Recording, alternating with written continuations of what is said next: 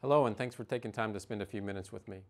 First, I wanted to say thanks for the great welcome I've had as I've come into the job of Director of Civil Engineers for the Air Force.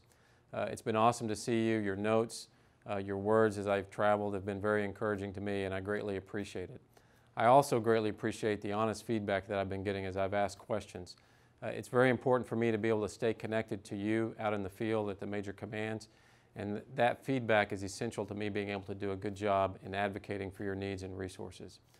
You've also expressed a great concern about the future, the uncertainty, the changes that the Air Force is going through, and we are all concerned about that as we go ahead.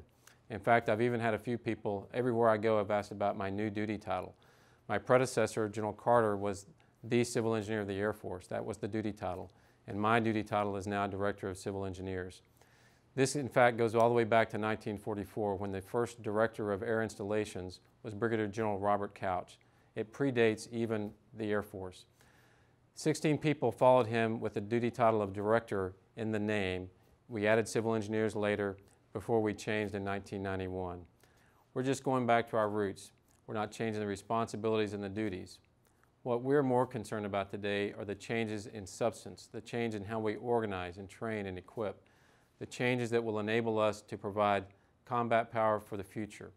And so along those lines, as we look to the future, we know that the organization may change, the techniques that we use, the contracts we use, the tools we use may all change, but what will be unchanging is our responsibility to the Air Force.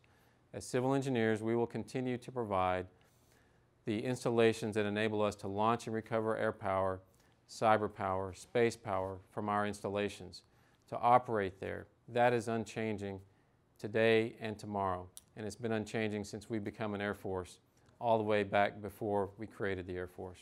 You can take that to the bank. Thanks very much.